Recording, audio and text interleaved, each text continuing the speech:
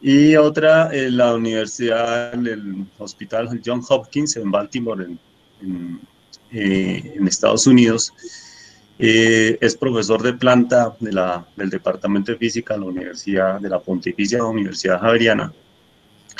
Y tenemos la enorme fortuna de contar con el profesor Leiva desde hace ya, ¿cuánto hace eso, Alfonsito? 2010, hace Eso 10 fue años. septiembre del 2010, tú estabas de coordinador cuando yo ingresé al proyecto.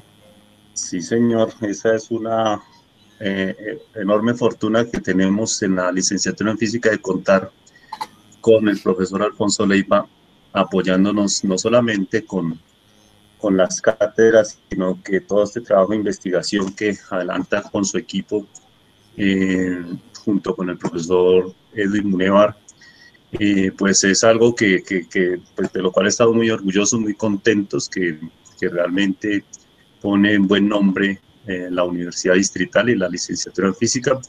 Y justamente de eso viene Alfonsito a hablarnos hoy sobre el trabajo que hacen en este equipo en relación con estas terapias, estos procedimientos y la investigación en relación con la EPI y termoneutrónica. Entonces, profe Alfonsito, muchísimas gracias de nuevo, además de ser un fiel seguidor del coloquio que ameniza el preámbulo que hacemos siempre, incluso pues el cierre con las preguntas, pues hoy tenemos el enorme placer de contar contigo. Muchas gracias y adelante, bienvenido. No, gracias a ti, César, por mantener durante 4 años este coloquio que realmente se está posicionando en la ciudad y, como le decía a algunos amigos y colegas, toca ya hacer fila y coger ficha para que te den una charlita. Cada vez el coloquio es más importante y como yo a veces le comentaba pues a Jairo Alexis, que ahorita está otra vez de candidato para la decanatura, hay que votar por él en la nacional, que ya es que es uno de los coloquios que va a empezar a dominar la ciudad ya muy pronto, junto con el coloquio de la nacional, de los Andes. En la Javeriana tenemos nuevamente el coloquio, a ver cómo nos va. Y sí, esto es un esfuerzo enorme y te agradezco por mantenerlo, organizarlo, esto es un sacrificio enorme. Y bueno, entonces empecemos, César. Vale. Entonces, voy a explicar la primera diapositiva, nunca lo hago, ¿te das cuenta? Entonces dice Alfonso Leiva y compañía. Y eso tiene que ver porque realmente venimos trabajando muy fuertemente y muy cercanamente con el profesor Edwin Munevar desde hace ya varios años. Un esfuerzo que comenzamos con el profesor José Sarta. Y actualmente nos acompaña la profesora Pilar Infante. Esperemos que el próximo periodo que comienza, el profesor César Herreño sea capaz, o sea, no sea tan resbaloso y se nos una a nuestro esfuerzo con su elipsometría, que lo he querido reclutar varias veces, pero él es como un pescado, muy resbaloso. Bueno, entonces eso es el título, ¿no? Y entonces vamos a contar lo que venimos haciendo con un montón de gente. De la gran mayoría tengo fotos, de los que todavía no están en fotos porque no han sustentado. Entonces ya la vamos a ver. Entonces, lo que hemos venido desarrollando con un proyecto que iniciamos hace casi 6 años, en septiembre van a ser, sí, 6 años, 2014, en un esfuerzo, un intento enorme de hacer una implementación de neutrones con aplicaciones médicas y eventualmente directamente a cáncer, eventualmente para irradiación de tejidos con el fin de esterilizarlos. Pero entonces muchos de los colegas, de los otros colegas, piensan que cuando decimos todo eso no tiene física, pero eso tiene muchísima física. Entonces, Cecita, ¿me están escuchando bien y se ve bien la presentación? Sí, Alfonsito, te escuchamos perfecto, se ve perfecto, pero yo creo que tienes seguro en modo presentador porque vemos, sí vemos los slides, pero también se ve al lado derecho un recuadro que es como fantasma, porque A no ver, es la diapositiva siguiente. Tú lo tienes ¿tú hablas de las franjas negras al lado? no, no, no, no. Ahí al lado se ve el slide completo. Tenemos, sí, que dice Jorge Leiva que debes fijarla. Tiene, al lado del slide se ve otro recuadro con un fondo ahí como con un diseño, como una banda abajo blanca. Sí, como Sí, a la minilla. La sí, laminilla, una laminilla azul al sí, sí. final que tiene 0.07072020, ¿sí? No, no, Algo no, no, así, no sé. pero no lo vemos completo. Ah, entonces, a ver, Es como la siguiente laminilla. Debe ser que la pantalla tiene doble. tiene doble, a ver, voy a acomodar, estoy con el Acrobat Reader. A ver, le voy a poner, Pero ahí sí ven el está, Acrobat completo, ¿cierto?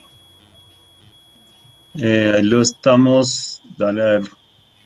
No, No, ahí no igual. queda bien. Yo Y si creo lo que, hago así, y si, eso, Así espérate que, sí, no. mejor. Es que dice, pero ahí es Daniel Zabaleta Bolaños el que está presentando y no Alfonso Leiva. Así que le pedimos a Daniel que deje de presentar. A ver, voy a quitarla porque de pronto lo hizo por accidente. Ponla y sí, comparte otra vez, Alfonsito. Yo creo que ahora, a ver, a tengo que ver, dejes de compartir y vuelvas a ponerla porque se parece que se bloqueó la cosa. vale, bien. Entonces, porque yo de hecho cerré la cámara para evitar el... Sí, Buenas tardes a todos, ¿cómo están? ¿Cómo está, profe Alfonso? Hola, ¿cómo vas? Bien, profe. Profe, es que parece que tienes es doble pantalla, pero entonces te está cogiendo las dos al tiempo. sí, eso es lo que parece. Voy a hacer una cosa más, voy a irme así. Deja de Solo una. presentar, Sí. Alfonsito. A ver, ahora sí. No, es que sigues presentando. Pero es que... Te voy no. a bajar la presentación y vuelves y la subes, ¿vale? Vale, Ahí te sí, voy a porque no quitar, sé. te quité, ahora ponla otra vez. Sí, porque no estaba mostrándome lo de la presentación. Entonces, a ver, toda la pantalla. Y entonces voy a seleccionar solamente esto. A ver. Ahí mejoró. Ahora sí, Ahí perfecto. viene. Ah, bueno, Perfecto, ahora listo. sí. Listo. Perfecto, gracias. Perfecto. No, no.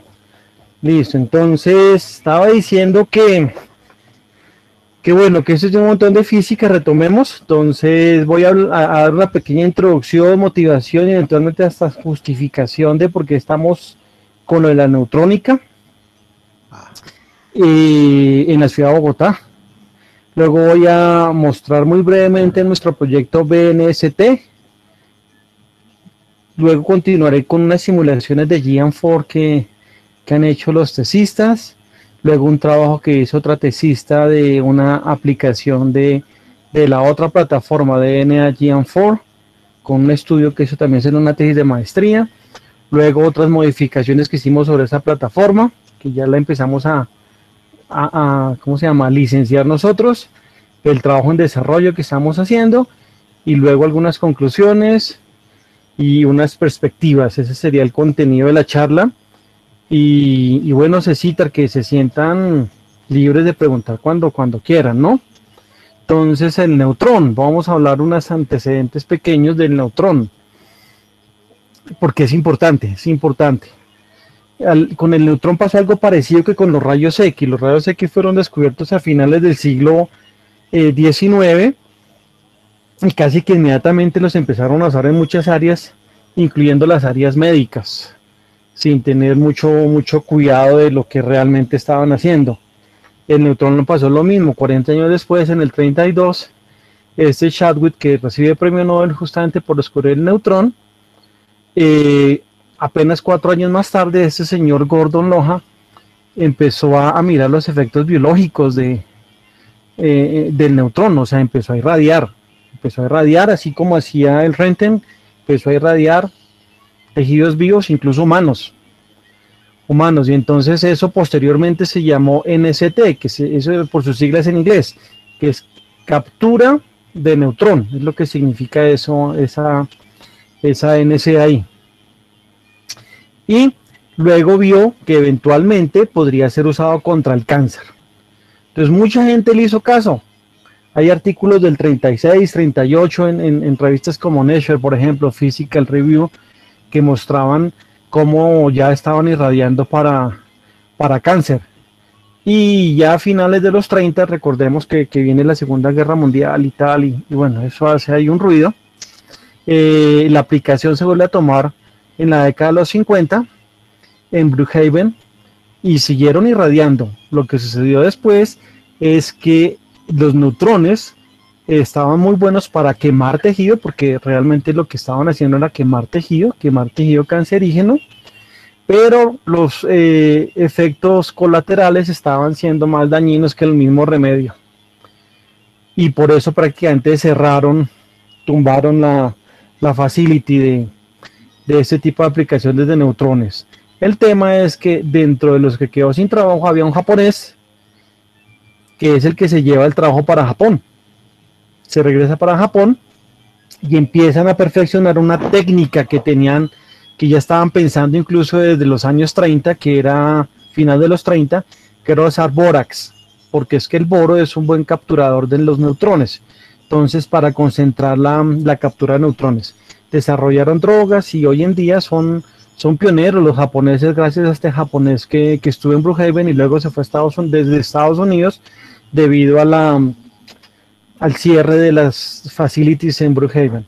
Entonces sería como un recuento histórico y nuevamente lo interesante es que al otro día, se puede decir en el calendario de la física, del descubrimiento del neutrón empezó a ser usado como una radiación. Y entonces, ¿qué es lo que hacen? Irradian aquí. Cecitar, ¿ven el cursor? Sí, señor. Ah, qué bueno. Entonces, irradian los tejidos y ya, tal cual como se hacía una radiografía en principio, ¿cierto? Y lo que sucedió es que empezaron a implementar medicamentos, drogas, medios de contraste, eso tiene varios nombres, que tienen átomos que son muy ávidos de neutrones, y eso empezó a darle un segundo y un tercer aire a este tipo de uso de neutrones para cáncer, por ejemplo.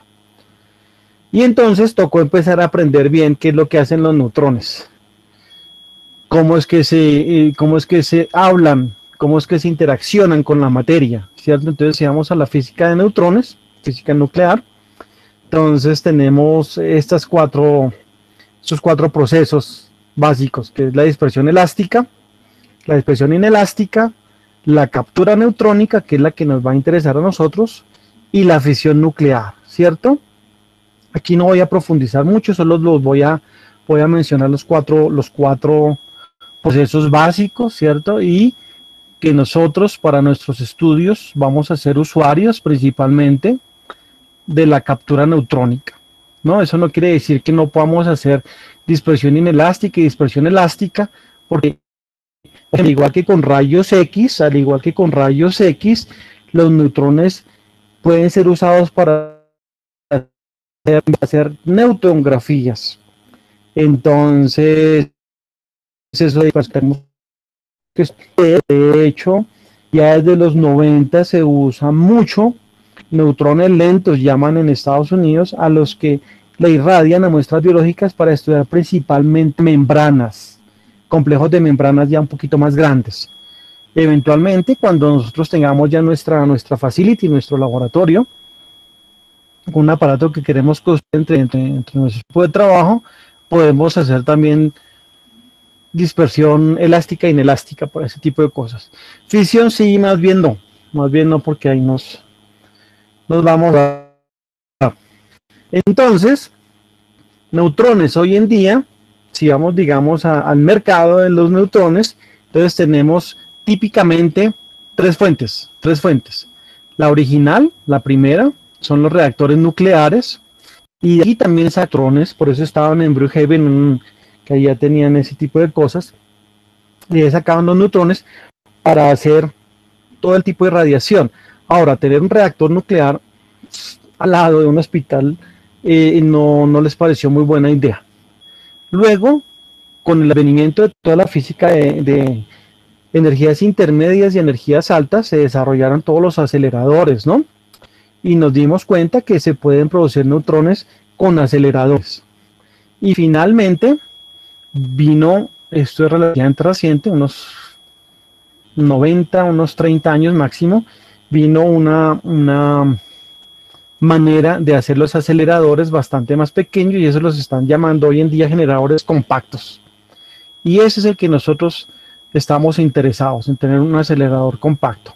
Aquí tenemos esencialmente el diseño de un acelerador compacto. Voy a mostrar uno más adelantito. Listo, entonces, ¿qué tenemos? Tenemos en esencia, los neutrones existen, los podemos usar, entre ellos usos biológicos, médicos, la física de los neutrones, los generadores de neutrones, ¿cierto? Eso es lo que tenemos por el momento. Y entonces, los japoneses, por ejemplo, este japonés que estaba en Estados Unidos en los 60, se fue para allá, para Japón, construyó un acelerador lineal, ¿cierto? Aquí sale el haz de neutrones, aquí, perdón, e irradian pacientes. Este es más o menos el esquema de lo que ellos tienen. Esto todavía son prototipos funcionales, ¿no? Nosotros, la idea del sueño nuestro es tener una cosa de este estilo en la próxima década. Pero para eso nos toca aprender muchas cosas, ¿no? Entre ellas, por ejemplo, para el tratamiento del cáncer, por ejemplo, cómo es que realmente funciona hoy en día, cuál es el estado del arte de ese tipo de uso de los neutrones. Entonces, esencialmente, si vemos aquí, tenemos una fuente de neutrones, que puede ser un reactor o un acelerador lineal, un acelerador compacto preferiblemente, ¿cierto? Hay que decir que originalmente este uso de neutrones fue hecho o fue implementado para cáncer en el cerebro. Eso tiene que ver con la profundidad que puede alcanzar las radiaciones. Por ejemplo, cuando uno ve electrodinámica un poquito avanzada, el capítulo 14 del Goldstein, iba a decir, del Jackson, habla de un efecto skin, del efecto piel, de la penetración de radiación, ¿no? Entonces, todas las radiaciones, dependiendo de su intensidad, de su valor energético, entonces son capaces de penetrar, En el cerebro, por ejemplo, se necesitaba radiaciones con un poder de penetración importante, y por eso fue que empezaron a usar los neutrones típicamente para el cerebro. Pero entonces, lo que hace la gente hoy en día es usar algunos medicamentos / medios de contraste que tienen elementos como el boro 10, el gadolinio 157 o el litio 7, ¿cierto? Y lo dan en ciertas drogas que hacen que llegue al lugar de interés, ubican con mucho cuidado, y ocurre lo siguiente, ¿no? El rol lo disparan. Va a ocurrir, aquí tenemos el caso del boro 10. El boro, cuando captura un neutrón, lo que sucede en su reacción nuclear es que el boro se convierte en una partícula alfa, helio 4, un litio 7, y aquí aquí está el rayo gamma. Y estas partículas de estado final son las que realmente van a interactuar con los tejidos. Y eso es lo que vamos a ver en lo que continúa la charla, ¿cierto? Aquí un poquito más en grande. Entonces tenemos el boro, aquí ya tenemos, esto es una célula animal, eucariota. Entonces tiene aquí su núcleo, Recordemos que el núcleo, y aquí la gente por eso piensa que esto tiene muy poquita física. Entonces el núcleo, recordemos que es donde principalmente está el material genético de la célula, ¿cierto? En forma de ADN, por ejemplo. Y estas cositas que tienen aquí a los lados, esto se llama el retículo endoplasmático liso y rugado. Ahí hay dos. Aquí estas otras cositas que parecen como frijolitos son mitocondrias, y son las fuentes energéticas de la célula. Ahí es donde se produce el famoso ATP a partir del ADP. Eso lo vemos en biología en el colegio. Y por supuesto aquí hay muchos más organelos. A mí siempre me acostumbré a decir que esta célula es una célula teórica, perfectamente circular, de este diámetro, que es que boro, el boro típicamente se sustituye en una glucosa, o sea, en un azúcar, y a las azúcares al interior de las células les gusta acomodarse cerca al retículo endoplasmático, liso y rugoso, ¿cierto? Y eso es lo que queda cerquita del núcleo. Entonces, cuando entra el neutrón, ¿cierto? Cuando entra el neutrón y es capturado por el boro 10, toma lugar la reacción nuclear, se descompone ese boro en una alfa, en el rayo gamma y en el litio 7, y entonces geográficamente están bastante bien ubicados para hacerle daño a la célula, Recordemos que hay uno de los paradigmas centrales de la radiobiología teórica, que viene prácticamente estudiando estrictamente el daño al ADN por cualquier medio, por radiación directa e indirecta. Y entonces cuando el rayo gamma, cuando la gente se da cuenta que el rayo gamma puede afectar el núcleo, eso les causaba mucho bienestar, ¿no? Porque entonces se centraba dentro del paradigma estándar. Por el momento, duró un tiempo importante en el cual la partícula alfa, o sea, el helio 4 y el litio, los dos productos de la reacción no fue tomado muy en cuenta. Y eso también da lugar a investigaciones en la actualidad, ¿cierto? Esto, en el caso, medio de contraste, es boro, ¿listo? Boro 10. El otro que a la gente le gusta mucho es el gadolinio. Y entonces aquí tenemos el nombre de la droga en el que está sustituido, porque nuevamente a estos átomos, el gadolinio, el litio, el boro, hay que reemplazarlos en drogas. Hagan de cuenta, es una filosofía, es una química muy parecida a lo que ocurre en estado sólido cuando hablamos de semiconductores, que tenemos, por ejemplo, la red de silicio y le reemplazamos unos silicios por un germanio y generamos la llamada impureza, ¿no? Entonces aquí estamos reemplazando uno de los átomos típicos, normalmente es carbono, cosas así, que le reemplazamos a la droga y lo sustituimos por estos elementos. Bien, entonces, en el caso del gadolinio, siempre me toca hacer ahí planas para pronunciarlo bien. Entonces, las partículas de estado final, o sea, lo que ocurre después de que la reacción nuclear toma lugar, después de que el gadolinio decae, debido a la captura del neutrón, entonces vamos a tener otro tipo de partícula, vamos a tener electrones, voy a empezar a hablar de dos sabores, de dos clases de electrones en su espectro de energía, ¿sí? Porque pues recordemos que en la cuántica, los que creemos fielmente en la cuántica, entonces uno de los postulados de la cuántica y de la estadística dice que todos los electrones son iguales e indistinguibles, ¿no? Entonces cuando digo aquí dos sabores, estoy refiriéndome no a que sean diferentes, sino a que su espectro de energía está centrado en valores diferentes de su espectro energético. Entonces vamos a tener electrones de dos sabores y rayos gamma, y esos son nuevamente los que van a hacerle daño a las células, preferiblemente a las células cancerígenas o cancerosas. Entonces vamos a tener aquí, por ejemplo, ya estamos viendo, salen electrones tipo OY, salen rayos gamma y salen electrones de conversión interna. Y nuevamente, esto es bonito porque entonces el rayo gamma, volvemos nuevamente a uno de los dogmas centrales de la radiología. Entonces el rayo gamma le gusta hacerle daño típicamente a las dobles cadenas del ADN. Entonces seguimos dentro del paradigma. Pero nuevamente, los electrones OY que están acá pintados y los electrones de conversión interna que no están aquí pintados, tiene una física muy interesante, física nuclear muy interesante. También hay que tenerlos en cuenta porque igual son electrones de una altísima energía. Bien.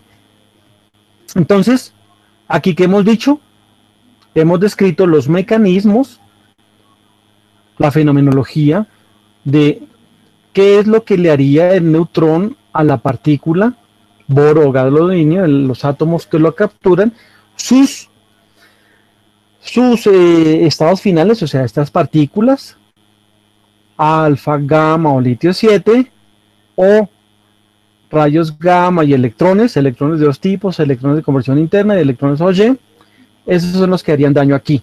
en el tejido en la práctica. ¿Estamos? Bien, drogas, medicamentos. Aquí también bioquímica se estudia terriblemente. Esos son áreas de investigación muy activas también. Típicamente, lo que se ha medio establecido es una que se llama, en el caso del boro, BSH o BPA. Y entonces, bueno, aquí los que podamos leer, entonces sodium boracaptate y el borofelin alanin. Y para el caso del gadolinio tenemos el GD-DTPA o el DOTA-GD. Estamos, son compuestos orgánicos. Drogas, pero aquí también hay investigación, ¿no? En general, casi que hay investigación en todas las áreas. Bien, ¿qué neutrones? ¿Qué neutrones? Porque es que volvemos otra vez. Aquí, nuestras fuentes de electrones, perdón, de neutrones. Nuestras fuentes de neutrones, reactores, aceleradores y compactos, ¿cierto? Entonces resulta que el espectro de esos neutrones provenientes tanto de aceleradores grandes como de un espectro amplio energético, son neutrones de los llamados rápidos, intermedios, aquí en la taxonomía de neutrones, ¿cierto? A nosotros nos sirven principalmente los epitérmicos y térmicos por su grado, por su espectro de energía. Si lo ven aquí, un epitérmico va de 1 electronvoltio a 1 kiloelectronvoltio, ¿cierto? Recordemos que, por ejemplo, la energía de ionización del electrón en el átomo de hidrógeno es de 13,6 electronvoltios. Entonces aquí tenemos electrones que tienen entre 1 y 1000. Estamos en ese orden, ¿cierto? Y los térmicos, miren, los térmicos son 1, 2, 3, 25, si lo dije bien, 1, 2, 3, bueno, creo que lo estoy diciendo mal, pero bueno, 25 milielectronvoltios o 0,025 electronvoltios, ¿cierto? Y están los fríos y muy fríos. Chistosamente, esto si uno les pregunta en la clase, porque lo he hecho varias veces, les pregunto, bueno, ¿a qué velocidad iría uno de estos neutrones? Y le doy un dato ahí adicional, que a veces lo que hace es distraerlo. La velocidad del sonido es 345 metros por segundo. ¿Cierto? La gente, o nosotros, tendemos siempre a decir que estos van así tan rápido como la velocidad de la luz. No, señor. Estos neutrones van típicamente a 2000 metros por segundo. O sea, tampoco es que sean muy rápidos, ¿no? Bien, bueno, esta del espectro la voy a saltar. Este es el espectro típico de la energía de los neutrones. Bueno, entonces, fuentes de neutrones. Este es el juguetico que nos va a divertir por bastante tiempo, al menos unos 5 a 10 años. Entonces, eso es lo que llaman un generador compacto. Este generador compacto fue desarrollado, el prototipo, en el laboratorio en el Lawrence Berkeley Laboratory, National Lab, en la Universidad de California, Berkeley, en Berkeley, por este señor aquí. Por este señor. Entonces aquí ya empiezo a presentar gentes. Esto es lo que empezamos a llamar, también nos tocó ponerle nombre a todo. Grupo de trabajo de los seniors, ¿cierto? Entonces seniors porque llevamos más tiempo. Si nos ven la cédula nos van a llamar juniors. Entonces aquí los que me pueden reconocer, este sería yo. Esta es mi esposa que estaría a cargo de algunas cosas de microbiología. Se llama Andrea García. Este señor es el papá de la fuente de iones de este aparato de acá, y justamente la fuente de iones es lo que permite que un generador de neutrones pueda hacerse tan chiquito. Esto tendría medidas, ahí están, 45 centímetros por 60, ¿cierto? Y del otro lado mide 1,5 metros más o menos. Luego vamos a hablar de este aparato.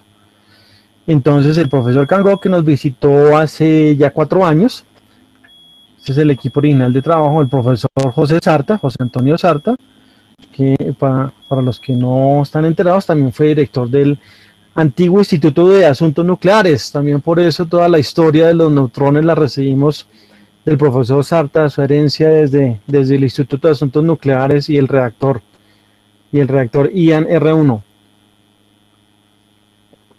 Y aquí, al lado derecho, mi derecha, tenemos al profesor Munevar, ¿no? Con él cerramos el equipo original, ¿no? Y también están las dos universidades ahí contempladas. tanto la Javeriana como la Distrital y Berkeley, pero el laboratorio. Esta foto, los que la reconocen, son las minas de sal de Zipaquirá. Bien, entonces, cuando empezamos el proyecto, entonces lo primero que miramos fue realmente la viabilidad de hacer este aparato, que en términos ya bastante más administrativos corresponderían a estudios de prefactibilidad y otro montón de cosas así para los proyectos tipo, ¿cómo se llama eso? Regalías, etc. Ya proyectos nacionales grandes que toca ahí clasificarlos. Entonces, nosotros tres nos habíamos inventado una electiva que fue muy exitosa dentro del programa de maestría en física médica en la Universidad Javeriana.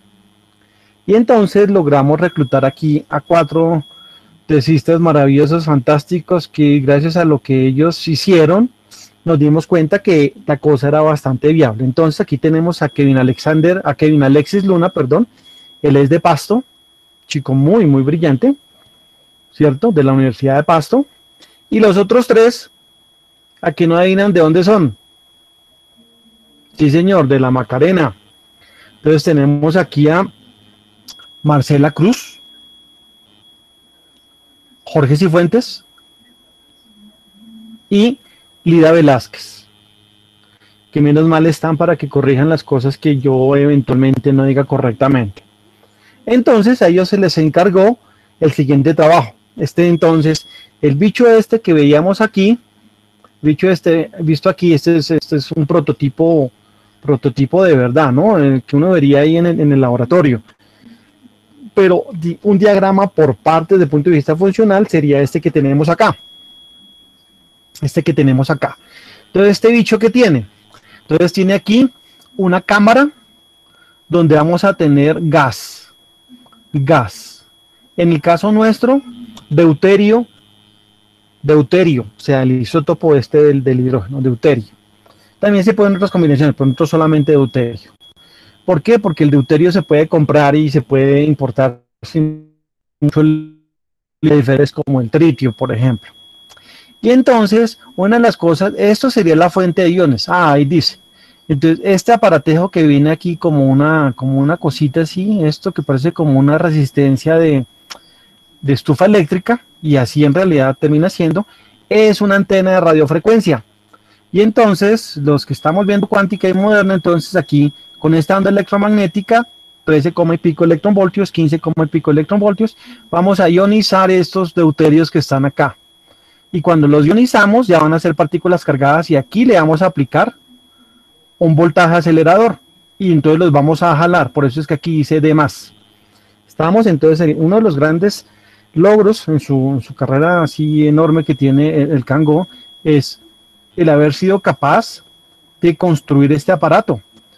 Porque pues en el papel eventualmente es fácil pensárselo.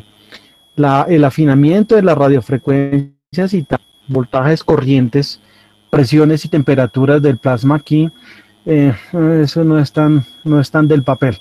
Y bueno, y entonces vamos a tener aquí el aparato que se llama técnicamente, dentro del largo de aceleradores, la columna aceleradora, ¿cierto? Y vamos a extraer los iones de esta cámara, los vamos a hacer chocar a este blanco, que es un blanco que está deuterado o con tritio, también es litio berilio, hay varias opciones, y entonces debido al choque de estos deuterios contra el blanco, vamos a generar los famosos neutrones, lo que queremos. Estos neutrones vienen a una energía importante, alta, no son epitérmicos ni térmicos, y entonces lo que hacemos es ponerle al frente un pedazo de materiales que en conjunto lo vamos a llamar moderador. Bueno, y también tiene una cosa de óptica y que está Lida, nos puede explicar mejor. Y entonces lo que hace es coger los neutrones de alta energía en rojo y volverlos de baja energía en azul, y una vez ya colimados. Y aquí es donde ya salen directamente para el paciente. ¿Estamos? Entonces serían bloques el funcionamiento. Y entonces Jorge, por ejemplo, Jorge Cifuentes, él hizo la primera versión O sea, toda la electrodinámica, la electrostática, todo, de todo el conjunto de, así como cuando estamos en el curso de física 2, que ponemos electrodos y no sé qué, y vemos cómo son las líneas de campo, y etcétera, etcétera, todo eso lo hizo él. Con la gran diferencia de que es para iones de alto flujo, ¿no? Entonces, este es su trabajo de maestría. Que a todas estas, este trabajo es meritorio, tiene un honor en su trabajo de grado. También debo decir que él fue a Chile el año pasado y lo presentó en uno de los congresos de física médica de mayor nombre que hay en Sudamérica y le fue muy bien, le fue súper bien. Lida no pudo ir, ella también estaba clasificada para ese viaje, pero empezó y no le dieron el permiso. Listo, entonces sigo con Lida. ¿Lida qué hizo? ¿Lida qué hizo? Lida hizo esta otra parte que tiene un montonazo de física, transporte de neutrones en un moderador.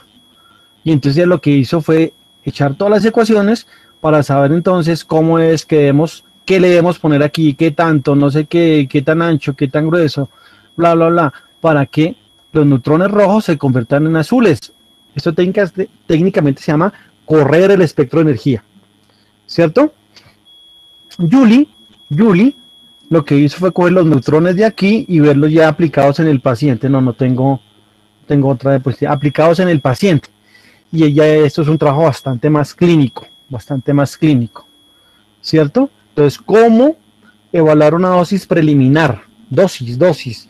Los que han tenido conocidos, espero no familiares, están con temas de cáncer, saben que entonces, o la mayoría estamos familiarizados. Había un estudio que decía que uno de cada 6 conocidos cercanos tiene cáncer.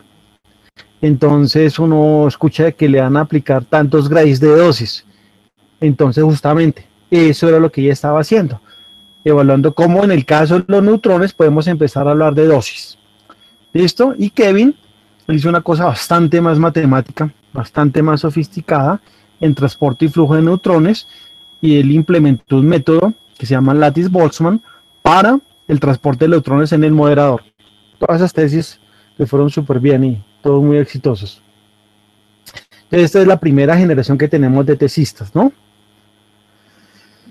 En paralelo, pues cuando ya nos dimos cuenta que podemos sacar aquí el bicho este, ¿no? El generador compacto, y que es viable, porque, por ejemplo, si lo estudiamos aquí, necesitamos una fuente de Universidad Nacional.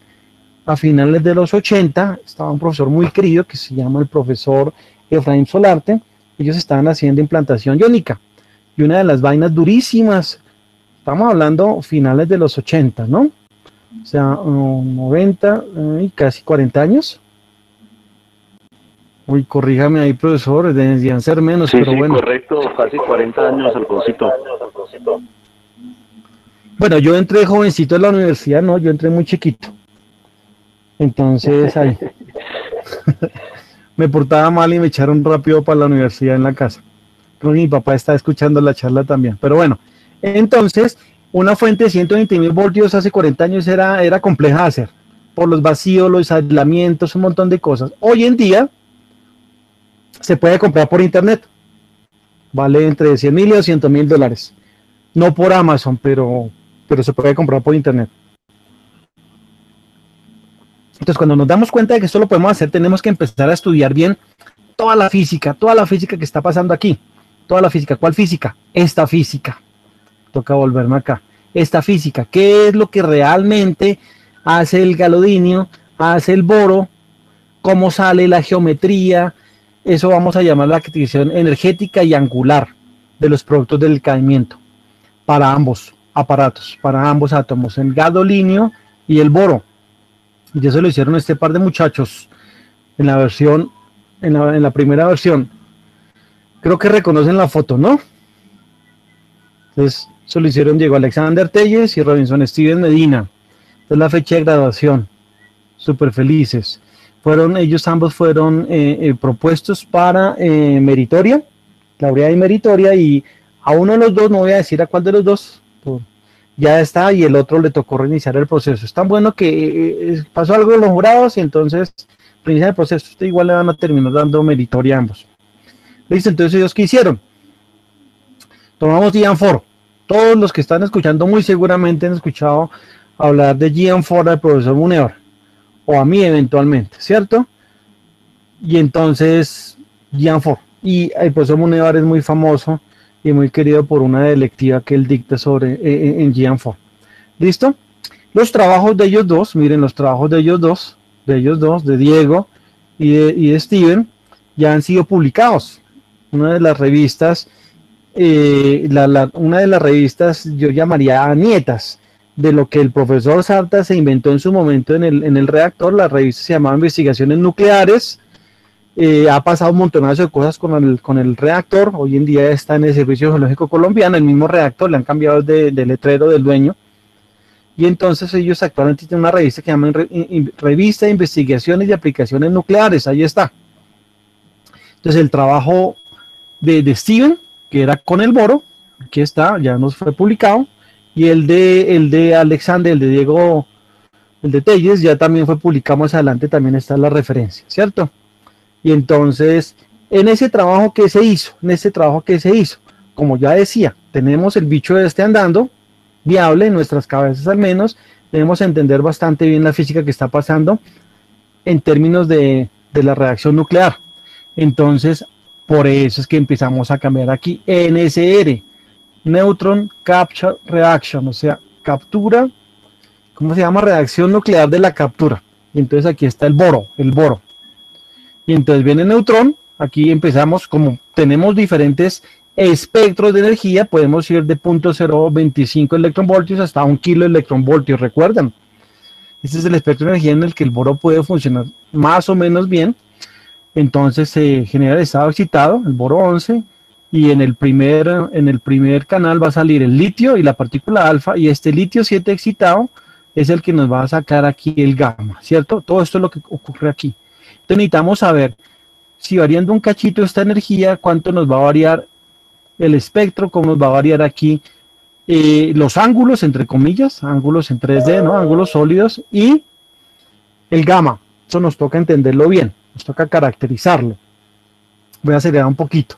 Y entonces eso lo hicimos en GN4. En GN4, aquí está el setup, está el mundo, está todo. Aquí está otra vez montado el boro. Cómo está el blanco, dónde está la fuente de neutrones. La fuente de neutrones la ponemos aquí, en el puro centro. Y aquí está la cosita, digo yo, o sea, la minilla de boro. Las dimensiones reales de la simulación, perdón. Datos importantísimos aquí, la fuente primaria, que usamos es de 0.025 electronvoltios, y la lista de física, los que hacemos GN4.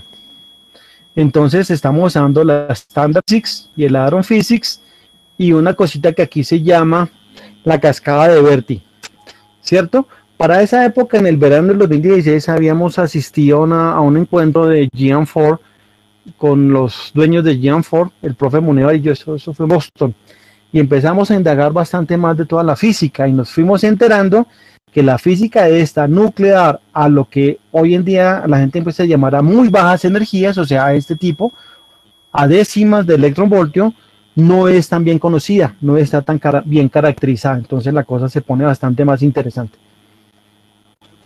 Entonces aquí tenemos la reacción, tenemos conteo de eventos, lo que se hace en partículas, contar partículas, contar los eventos.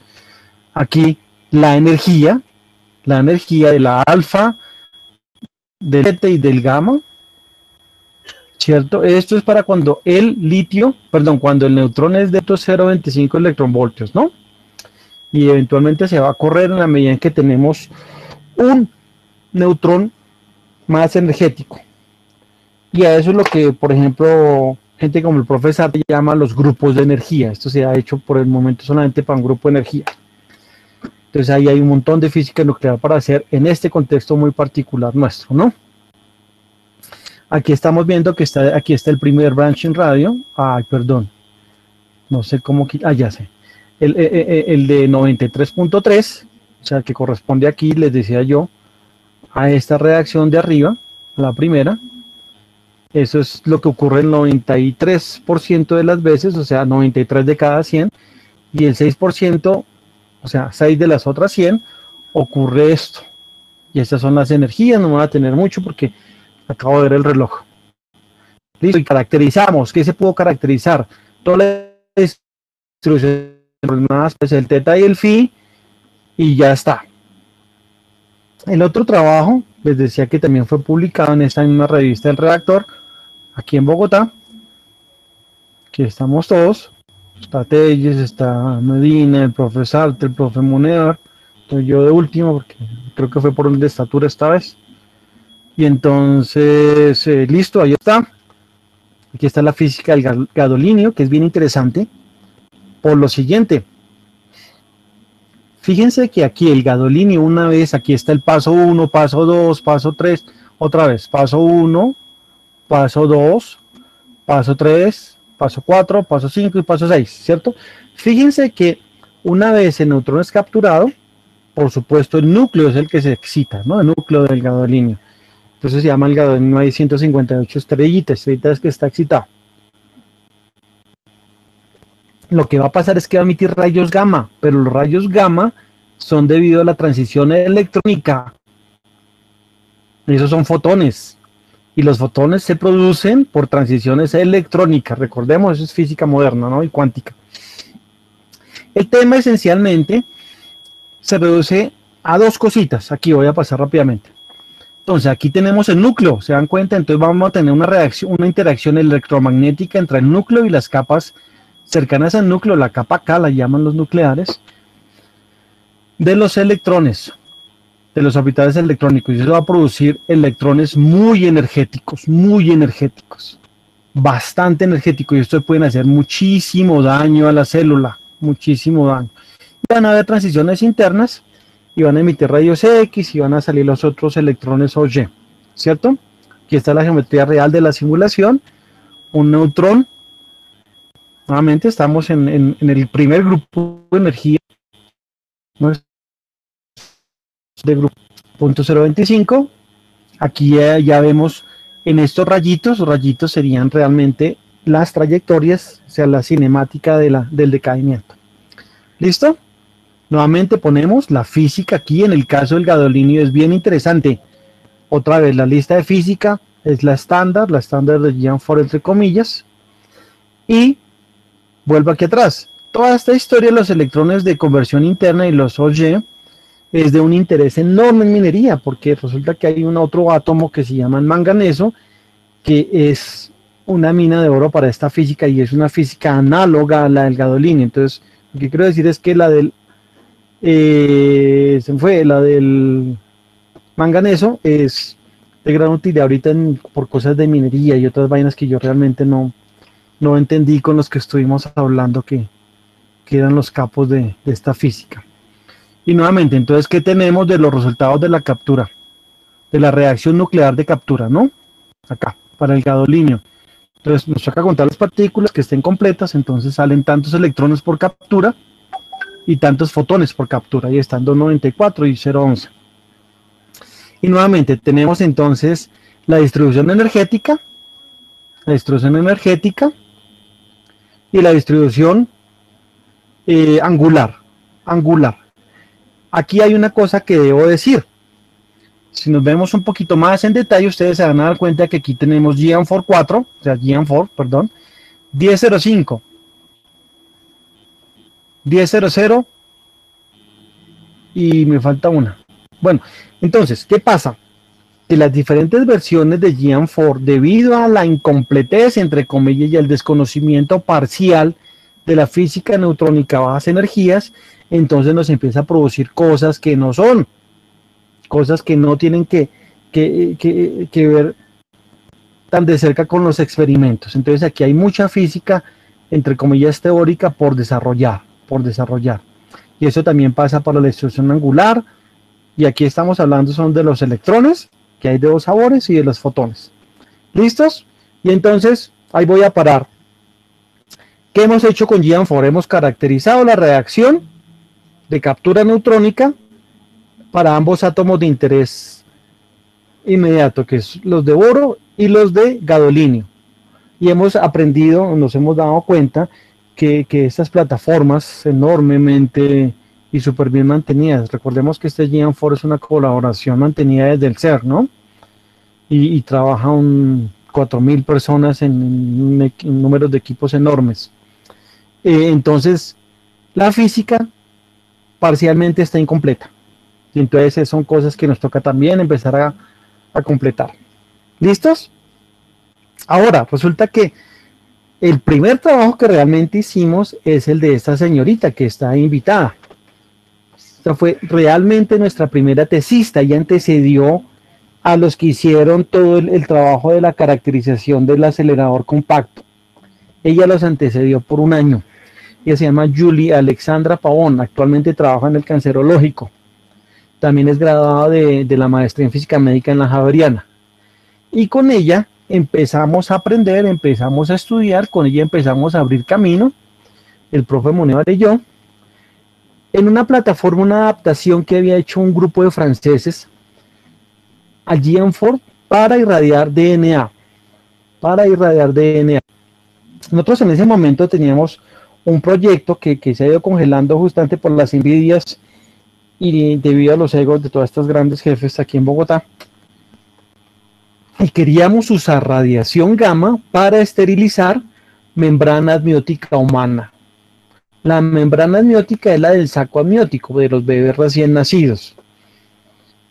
¿Cierto? Todos hemos visto un nacimiento y todos hemos nacido, todos nacemos dentro de esa bolsa que se llama la membrana, se llama el saco amniótico, perdón.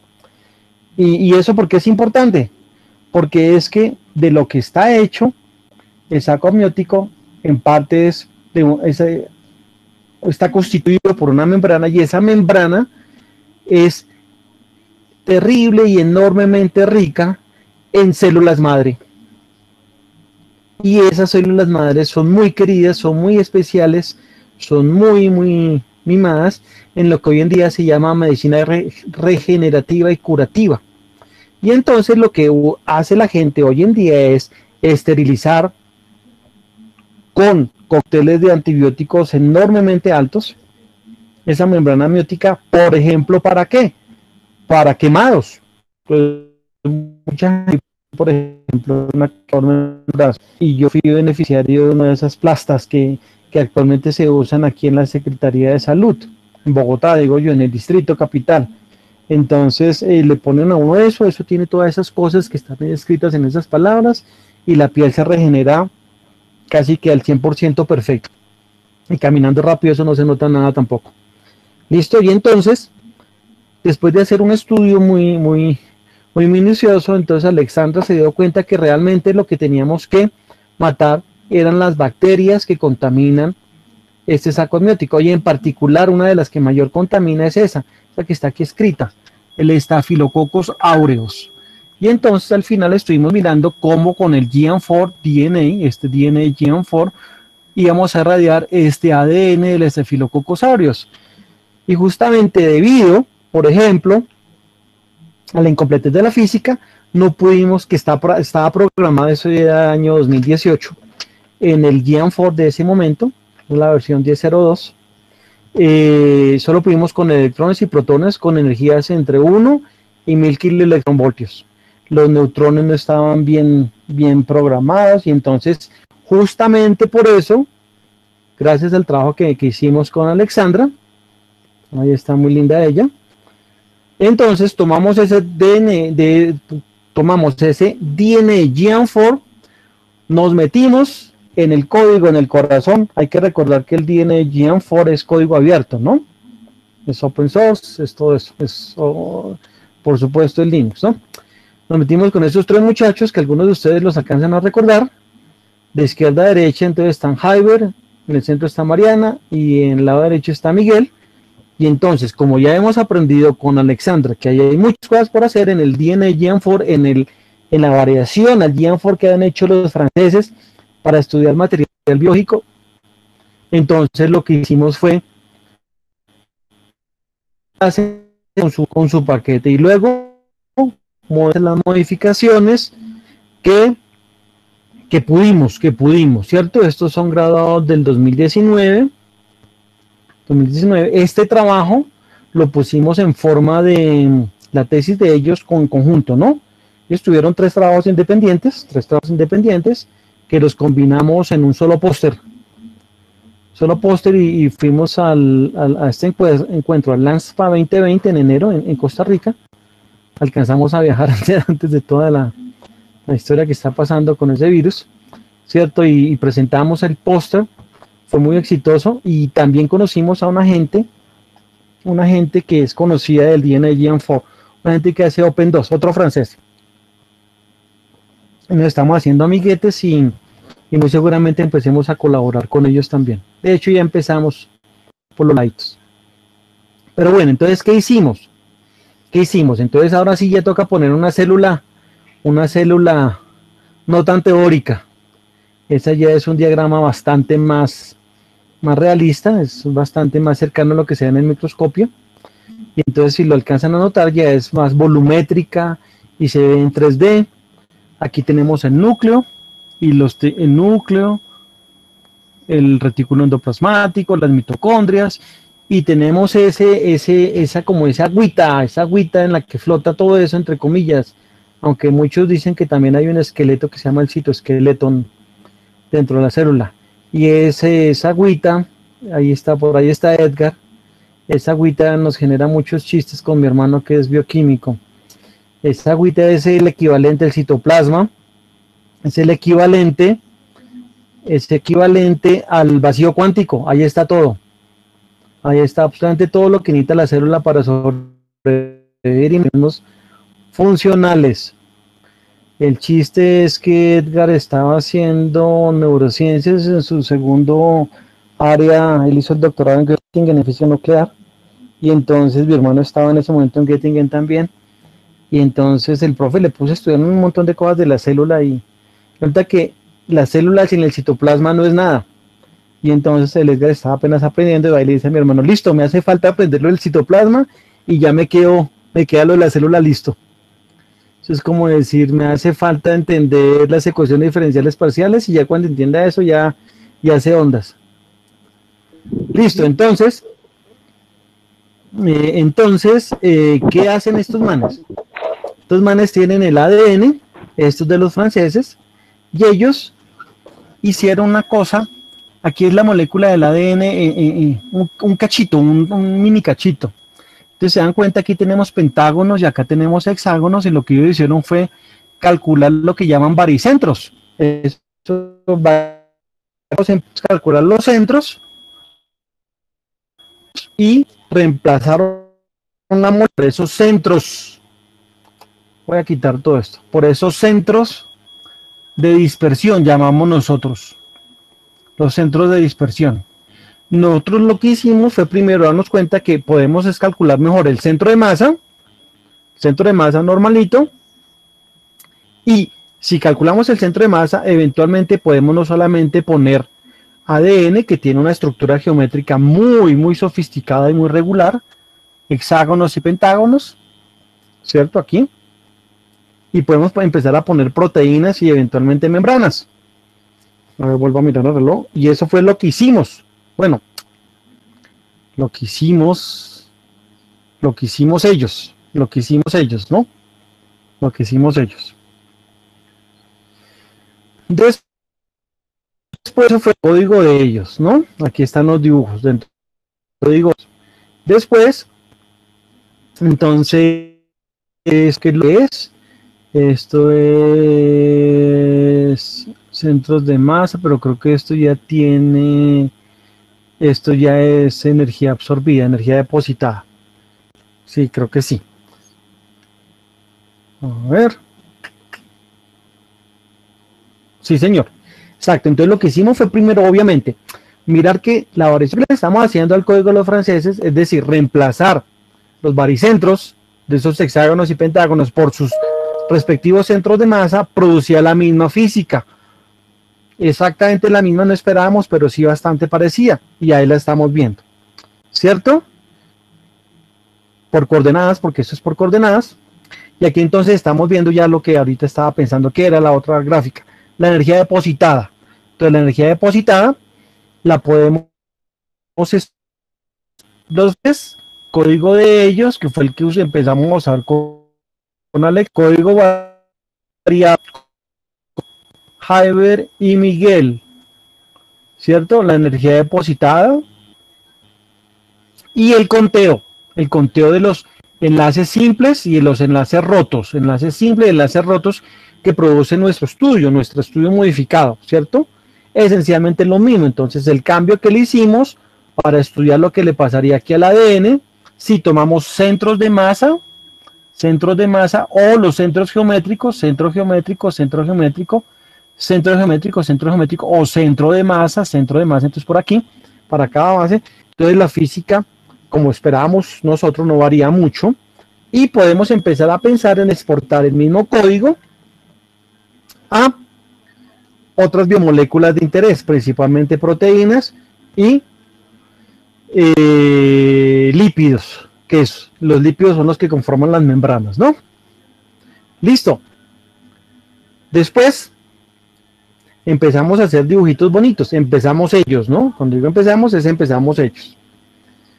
Y Miguel y Jaiber en realidad, les dio por hacer una segunda variación del código del Gian4DNA, y ese lo llamamos M-Style. M por Macarena. Mentiras, bueno, no voy a decir por Munevar. Entonces, por M de Munevar, no M de Macarena. Entonces, cambiamos toda la física interna con la que se hace el conteo y la irradiación. O sea, bueno, no voy a extenderme mucho. Y entonces aquí ya tenemos una proteína, si es con los que han visto las conmigo, entonces esto es un dibujo de BMD y de Pymol. Y es esta molécula que es un lisosima montado aquí en el Gian4 rayita M style. ¿Estamos? Entonces se hizo eso bastante exitoso. Luego viene como los enlaces químicos / bioquímicos de las proteínas son un poquito bastante diferentes a los de los lípidos y bastante más diferentes a los de los aminoácidos que conforman a los ácidos nucleicos que conforman el ADN. Entonces ahí nos toca empezar a modificar cosas, que es lo que estaban haciendo ellos. Y lo mismo, otra vez, volvemos a lo de siempre, a lo que se hace en choques de partículas de diferentes energías, diferentes tamaños. Es ver su energética, conservación de energía esencialmente, y ver la distribución. ¿Estamos? Entonces ahí vamos por ese lado. Entonces, ¿qué quería decir adicionalmente? Seguir presentando el trabajo que han hecho todos estos otros muchachos. Entonces aquí dice trabajos de tesis de maestría en curso. Entonces aquí es donde ya se nos une la profe Pilarcita hace 2 años, la profe Pilar Infante, entre otras cosas, porque hace ya 2 años y medio en este mismo coloquio estaban tanto Angie como Brian, como Tatiana, y se me olvida el otro nombre. Si estás por ahí, ayúdame. Estefanía, sí. Y entonces, después de esa reunión nos dimos cuenta que podíamos converger con Pilarcita y continuaron en la maestría tanto Angie como Brian, ¿cierto? ¿Y qué están haciendo ellos? Ellos están haciendo aquí, Angie, la caracterización biomecánica de la interacción de las partículas alfa al interior de la célula.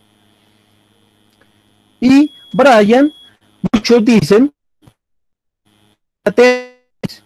la respuesta siempre es tranquilidad. Ahorita ya nos ponemos un poquito más serios, ¿cierto? Porque pues algunas personas piensan que la partícula alfa y un electrón o Y son unas pepas de diferente color. Eventualmente el color es lo que menos nos interesa que sea diferente. Es su espectro energético y su distribución angular. Y entonces, recuerdan, aquí ya puse una célula mucho más sofisticada. Y entonces recuerdan que teníamos el boro y teníamos el gadolinio aquí.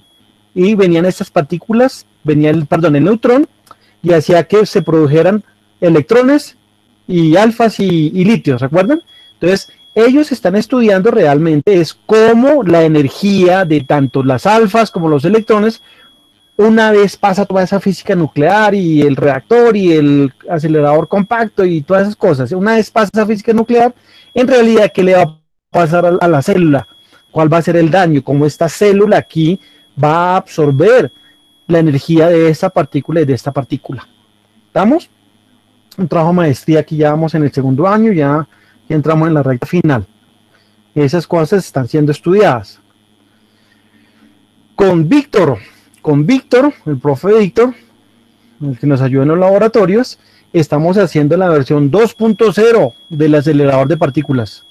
¿De cuáles partículas? De los neutrones ionizados.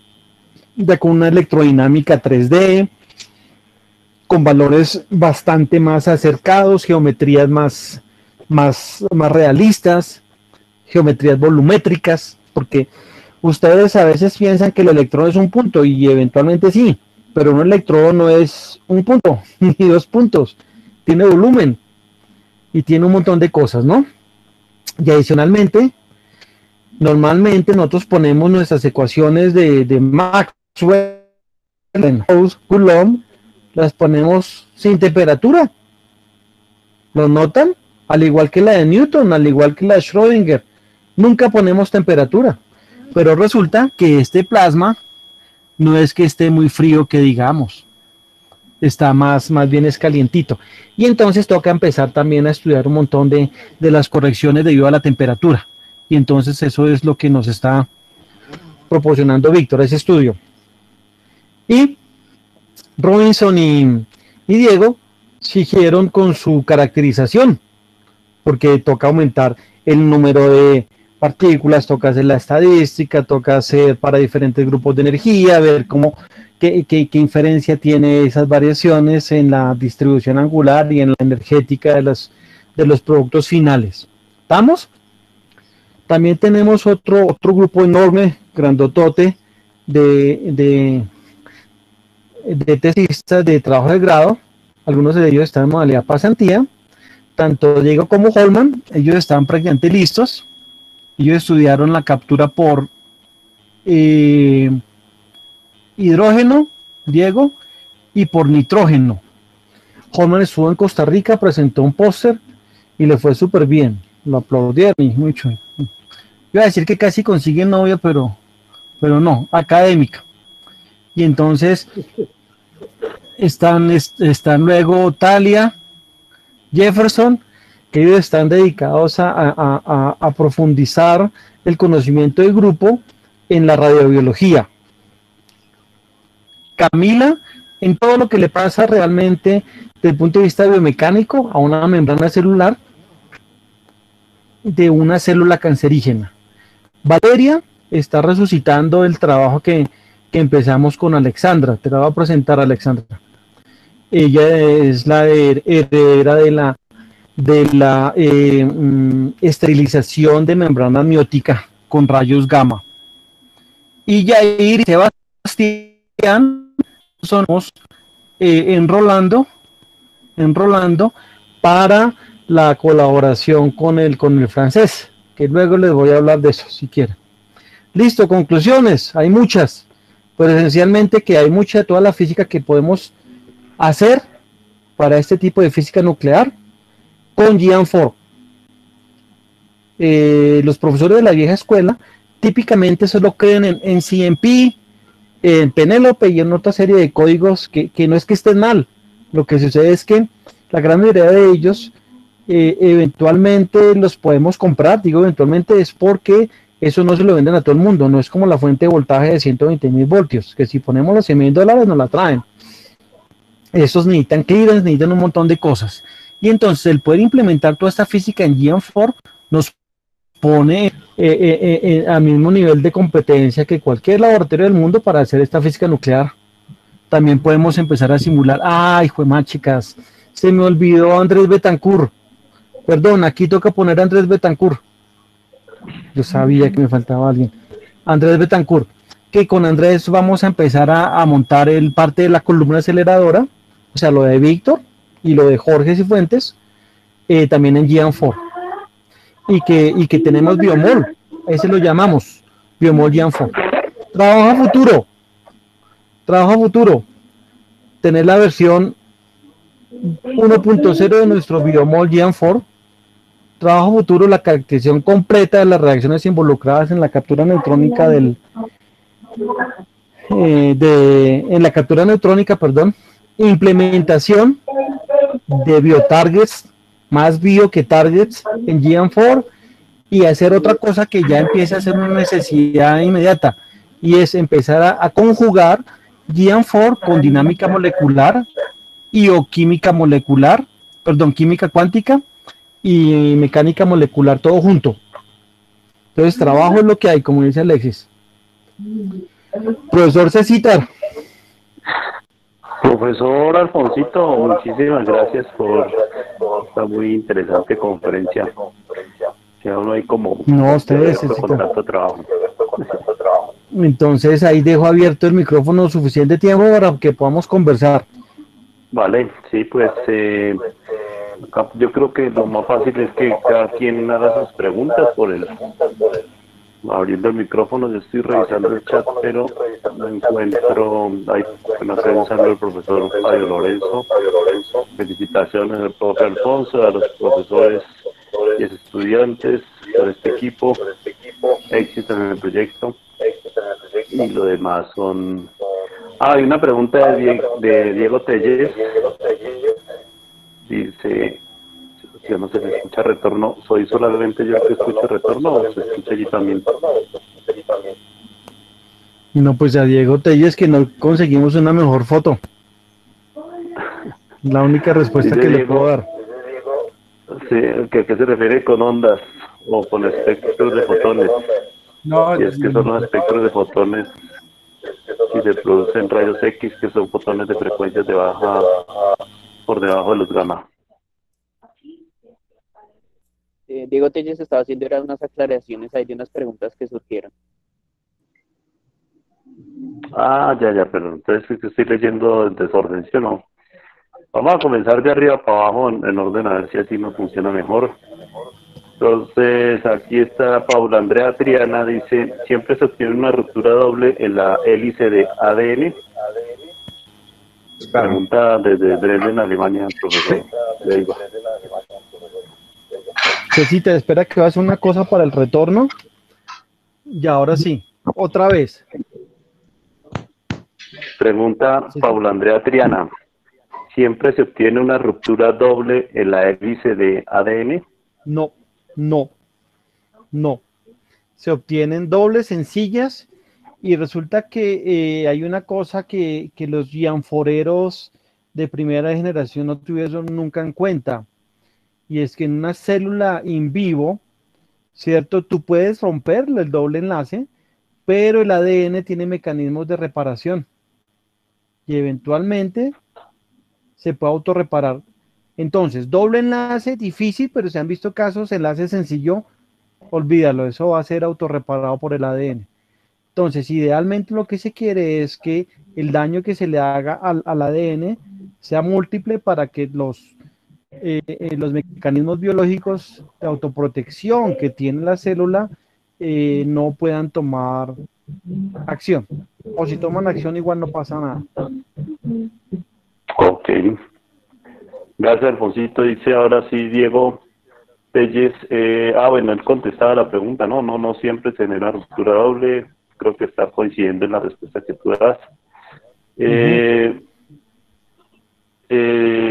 Bueno, Ernesto pregunta de la universidad. Bueno, dice, a ver, es que hay una conversación ahí en el chat. ¿Quién me regala una men? Y ahí Ernesto le regaló una men. Amén, hermano. Ahí venía lo de ¿te refieres a con menor longitud de onda que los rayos gamma? La que preguntaba Orlando Narváez, pero Diego le decía, ¿a qué se refiere con ondas o espectros de fotones? Bueno, si es con los espectros pues de fotones recuerda que eso es más ver desde la perspectiva de la dualidad onda-partícula, ¿no? que por más de que a nuestra escala humana nos percibamos como pepas de sabor pepídico, ¿cierto? Lo que llamamos partículas en la física cuántica presenta siempre una doble naturaleza, se comporta como una pepa pepídica y como una onda ondídica, ¿no? Entonces, eventualmente interactúa como pepa y se transporta, o sea, se mueve como onda, ¿no? Y esa es una naturaleza que tienen todas las partículas cuánticas, ¿no? Electrones, Ok. neutrones. Entonces, por eso uno dice, el neutrón irradia uno con neutrones, irradiamos con electrones. Y radiación uno lo asocia a ondas electromagnéticas, ¿cierto? Entonces, no, no, no. Todas esas son ondas desde que Davidson y Germer demostraron que los electrones se difractaban y luego con el otro experimento que hicieron los japoneses también en los 90 del experimento de la doble rendija, ¿no? Que los electrones se comportan como ondas. Entonces eso es un fenómeno cuántico. Aquí estamos siendo usuarios del lenguaje y de la cultura cuántica, pero eso es una historia de allá. Bueno, muy bien. ¿Y ese juguito que tiene Alfonsito? Eh, Tiene mielecita, tiene sí, para la sí, sí, voz. sí. Ya, bueno, dice, luego bueno, el profesor Cogollo hizo una aclaración allí sobre el espectro de esto. Y ahí sí venía pues las felicitaciones de Fabio, eh, Holman, Edison, felicitaciones de parte de Centro de Microscopía y Micro, no sé qué es. Luis Alejandro, ¿en qué Microanálisis. programas? Microanálisis. Dice. Luis Alejandro Kemba Iba pregunta, ¿en qué programas piensas realizar las simulaciones cuando implementen la dinámica o química molecular? Ay, pero no es que él empezó que sí iba a hacer la maestría con nosotros, el autor de la pregunta, y luego que sí, y luego que no. Entonces, ¿qué le respondemos a él? ¿Qué le respondemos a Chepe, Adriana? Le respondemos que no te vamos a dejar hacer las simulaciones en Gromax. No, mentiras. ¿Todavía usamos Chepito, bromas? Pensé que eso ya era no. en Gromax y era en la combinación de Gromax con Gaussian, en Gromax con el programa de la Universidad de... ay, se me va el nombre ahorita. C2MP también se pueden ver. En realidad son combinaciones. La dinámica molecular, acuerda que típicamente en el grupo la hacemos con Gromax y con NAMD. Y la cuántica la hacemos con C2PK típicamente y con lo de Michigan. También con GAMES, con GAMES. ¿Estamos, Chepito? Eso era parte de lo que queríamos para la maestría tuya. Bueno, muy bien, muchas gracias, profe Alfonso. Pregunta Jorge Leiva, ¿cómo se puede controlar el efecto de la radiación en células buenas vecinas que están alrededor de las cancerígenas? Bueno, entonces ahí ya vuelvo a proyectar una cosita acá. Ah, no, entonces dije toda la pantalla para que funcionara bien. Hice así, ¿no? No, hice esto. Pregunta lo siguiente.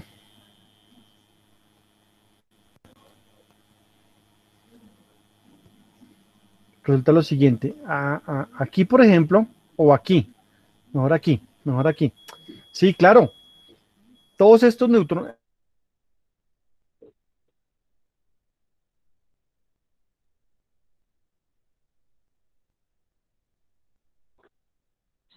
Se te fue el sonido, Alfonsito.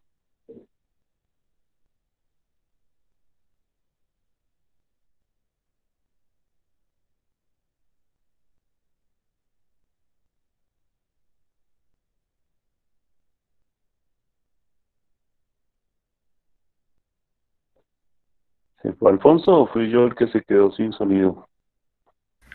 El profesor Alfonso. ¿Cierto? Creo que todos los demás estamos aquí. Sí, sí, sí. Sí, A ver sí. cómo le aviso. A ver, revisamos por acá, por otro medio, a ver.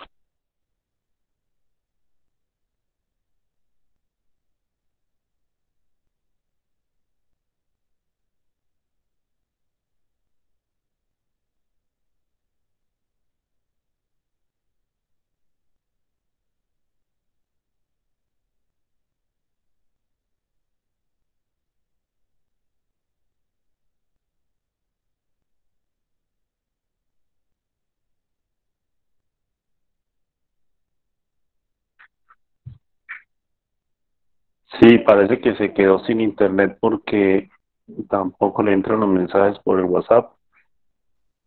Voy a intentar hacer la llamada telefónica a ver Bueno, se quedó si sin el internet. teléfono sí. Si hubiera sido en la Sí. costa, hubiera sido sin energía eléctrica. Vamos a hacerle la llamada telefónica a ver si por acá sí, al menos lo podemos escuchar. A ver. Saludos, Lida, ¿cómo estás? Súper bien, profe. Pues creo que yo puedo contestar esa pregunta. Bueno, contéstala. Por Lo que favor, pasa es que adelante. cuando nosotros hablamos de la moderación de los neutrones, cuando se producen por deuterio y deuterio, que es lo que quiere el maestro Leiva, los neutrones salen con 2.45 megaelectronvoltios de energía, que no, eso no es clínicamente usable. Eso puede atravesar como el agua un colador prácticamente y no interactuar con el paciente.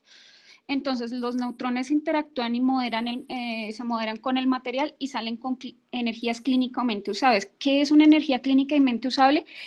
Que los neutrones que tienen esa energía solo interactúen con el boro. Recordemos que pues, el cuerpo y todos los tejidos son altamente hidrogenados y al ser altamente hidrogenados, pues los neutrones también tienen la capacidad de depositar su energía con el hidrógeno del cuerpo en las células sanas, lo que no es recomendable. Entonces, lo que se hace es bajar esa energía, disminuir esa energía de energías donde el boro pueda generar esa captura y esa captura solo es de las células cancerígenas. Pues la idea pues es dopar con algún medicamento el boro que llegue única y exclusivamente a ese tipo de células. El resto de interacciones que suceden con el tejido sano y con los elementos altamente hidrogenados del cuerpo humano, pues que deposite una dosis tan baja, una energía tan baja, que los mismos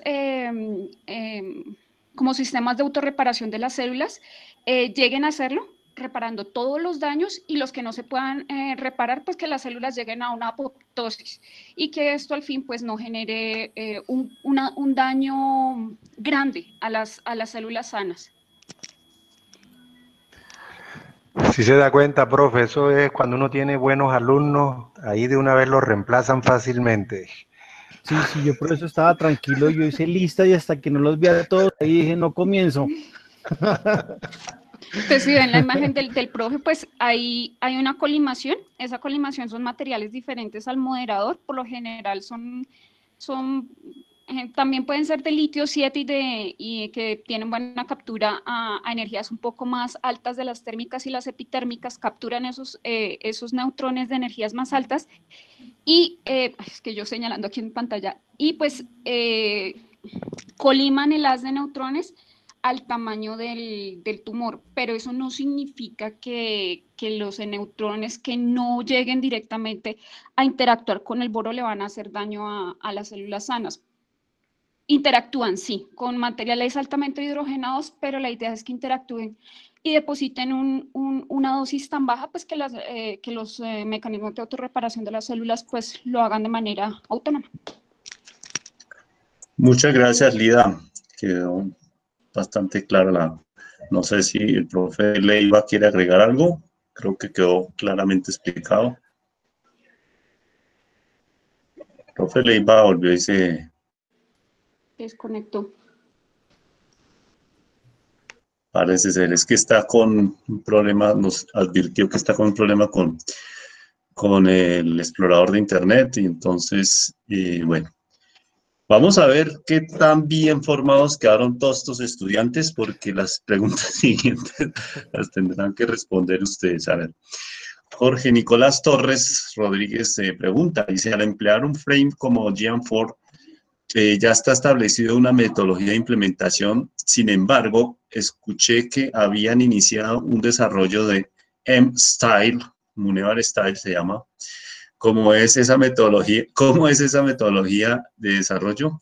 ¿Cómo es el testeo y validación de testeo dentro de un frame que usted muy bien menciona? Tiene un buen número de colaboradores de desarrollo en todo el planeta.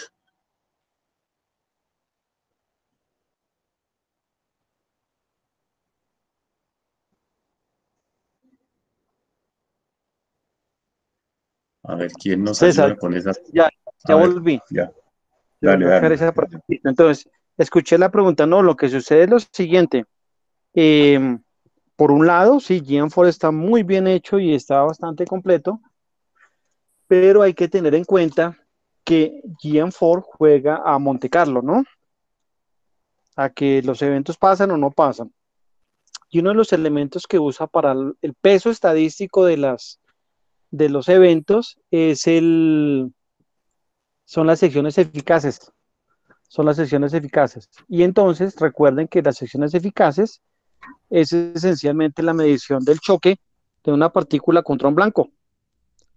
Y entonces la partícula, como llaman la incoming particle, la partícula de entrada, ¿cierto? Tiene una energía predeterminada en los experimentos.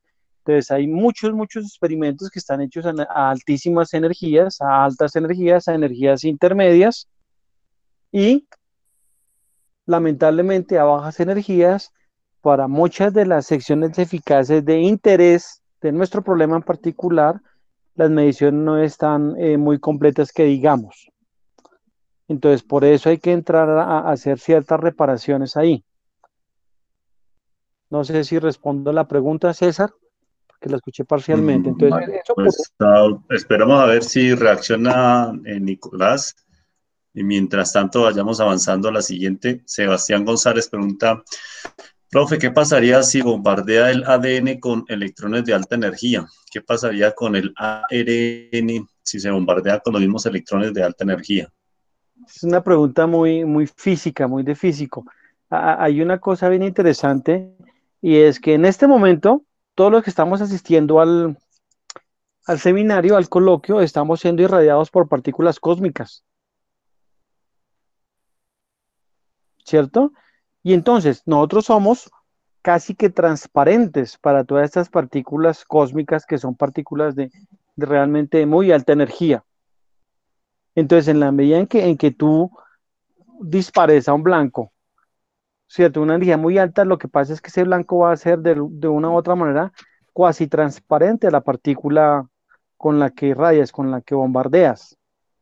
Entonces, si tienes un electrón de muy alta energía, va a pasar de largo y no va a haber el ADN. Estamos Ok, entonces, tiene en un rango de energías, por eso hablamos de un grupo de energías, en las cuales se le dé chance a las partículas de que tome lugar una interacción. ¿Estamos? Eso es lo que pasa. vale. Bueno, muy bien, muchas gracias, profe. Nicolás dice, Gaussian es licenciado, ¿no? Creo que lo afirma, no pregunta y no. Creo que es una afirmación, ¿no? Luego dice Sí, Juan, Gaussian es un programa para hacer química cuántica y es licenciado, es bastante costoso. Y hoy en día para evitar la piratería, las revistas, los journals, han llegado a tal punto que piden la licencia, te piden una copia de la licencia si tú reportas que en tu artículo hay un cálculo hecho con Gaussian. Y si no lo demuestran, pues entonces te bajan el artículo. Lo que quise decir es games, porque típicamente te hicieron un puente entre NAMD y Gaussian y GROMACS y Gaussian, pero para los que no tenemos Gaussian, también lo podemos emparentar, lo podemos matrimoniar para hacer la mecánica cuántica y dinámica molecular con GAMES, que es un programa de licencia abierta. Y también está CP2Q, C2PK, perdón. muy bien. Dice Juan Felipe Sánchez González, ¿la proteína P53 tiene algo que ver con todo esto? ¿Su funcionalidad es equiparable con la radiación ionizante? La P53, si no recuerdo mal, es la que hace la apoptosis. Es una de esas proteínas que están involucradas en los momentos, en el proceso de automuerte, apoptosis de la célula. Entonces, una célula cuando cumple cierta edad inicia un proceso de, entre comillas, de suicidio, se muere, ¿cierto? Y entonces esa célula, esa proteína, si mal no recuerdo, es una de las que inicia la señalización para que la apoptosis tome lugar, ¿cierto?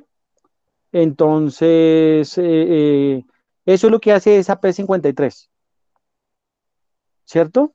Entonces, la radiación de una energía adecuada a la célula va a hacer lo que Lida decía, va a irradiar todo, no solamente va a irradiar el boro que le pusimos, va a irradiar también, y por eso está en el trabajo de Diego y el trabajo de Holman.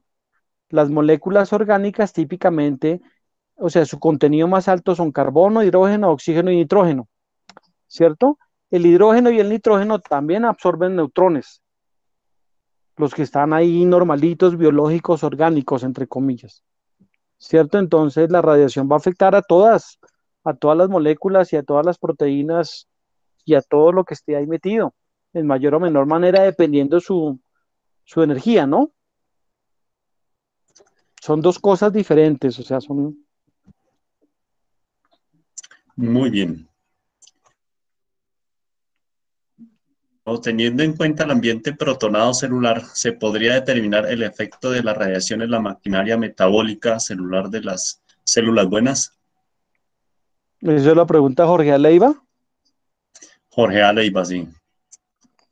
pero él es mi hermano. Em, a ver, Loncho, Pues tiró a matar.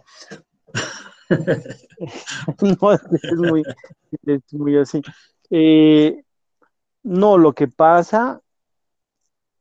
él quiere preguntar, creería yo, es, a ver, resulta que cuando uno irradia con luz ultravioleta, por ejemplo, agua, agua, genera especies hidrogenoides de agua, o sea, lo que llamarían en la química radicales libres.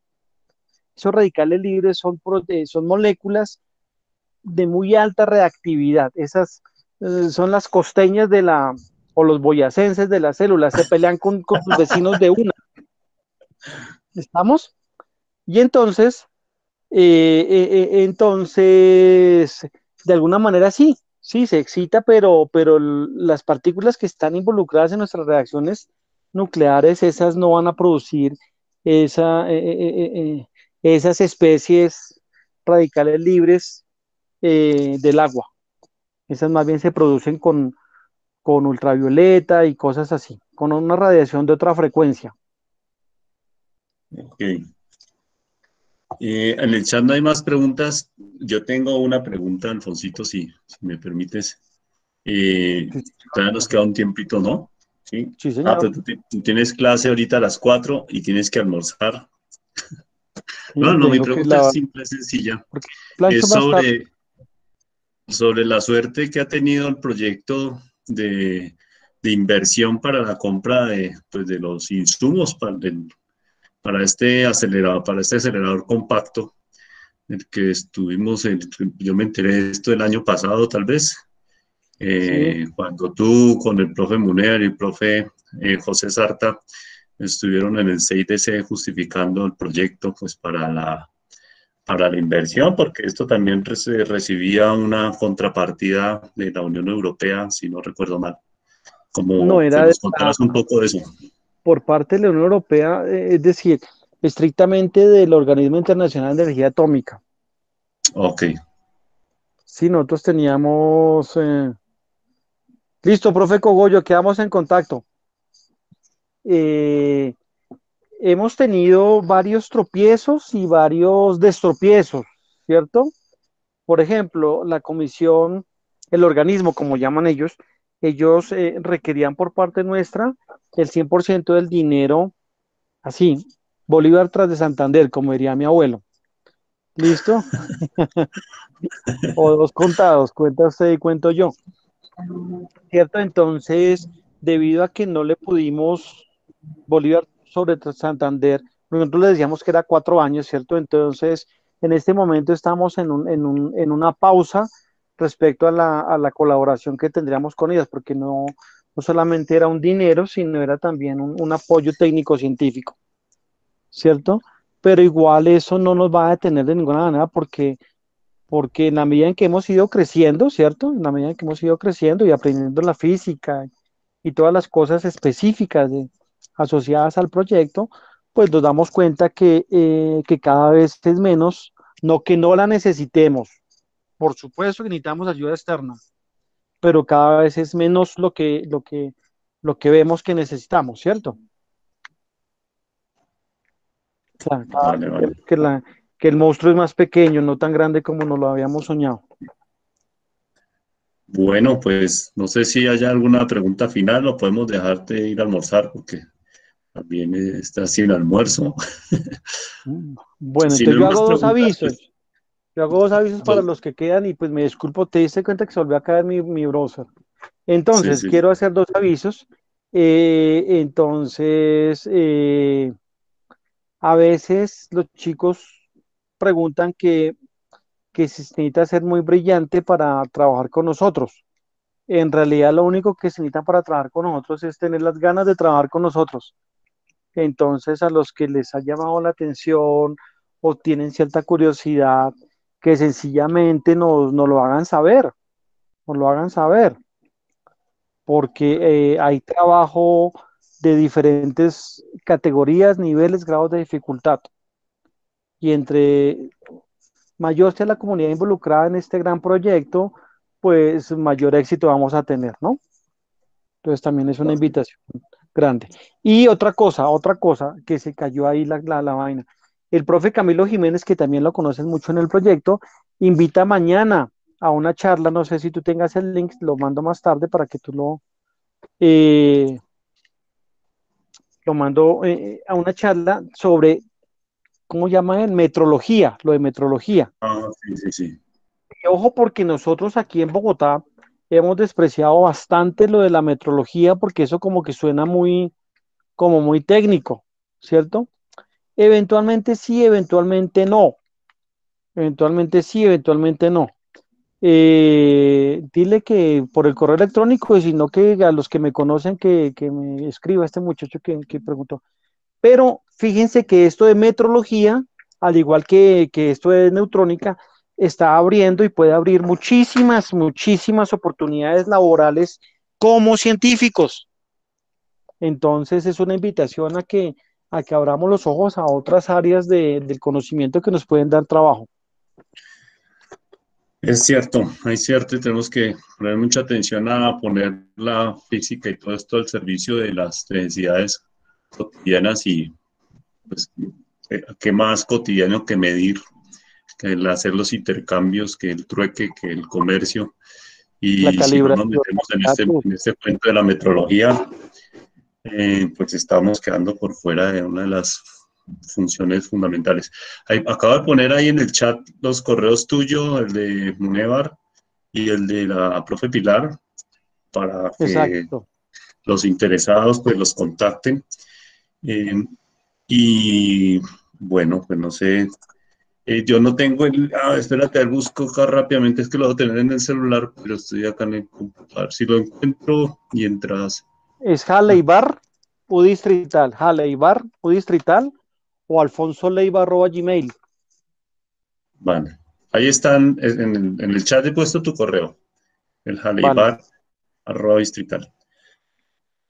Vale, pues los que estén interesados en el evento que anuncia Alfonsito mañana, nos escriben, si quieren, me escriben también acá al correo de la del coloquio, licenciatura en física.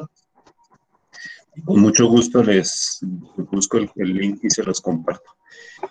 En 8 días continuamos, ya terminando esta muy larga, este ha sido el semestre más largo de toda la historia de 4 años, llevamos para, ¿qué? 20 y pico esta es la tuya, creo que es la número 20 de este semestre, la conferencia número 20 de este semestre.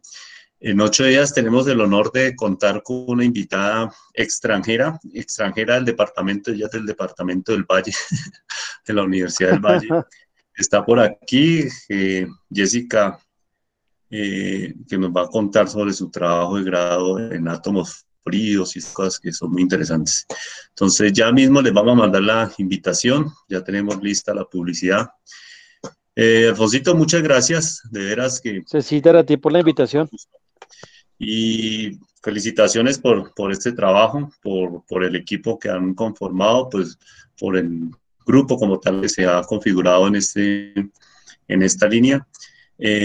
A todo el equipo, por supuesto, como lo señala acá acertadamente el profe Alejito, a todo el equipo, pues que con la profe Pilar, con el profe Edwin, todos los chicos, los muchachos, gracias a Lida, a Adriana Paola, que nos acompañaron, Jorge Herrera, que están acá, Jaiber, bueno, yo tuve la fortuna de conocer en algunos de los trabajos, el de Jorge, el de Lida, y bueno, me da mucho gusto pues ver, digamos, la cohesión que hay en todo este equipo. Y bueno, pues entonces por acá bienvenidos y siempre que quieran contarnos los avances, los éxitos y también las frustraciones, pues para eso está el coloquio de licenciatura en física. Gracias, Cecita. Un abrazo enorme a todos. Muchas gracias. Chao, chao. Chao, chao a todos.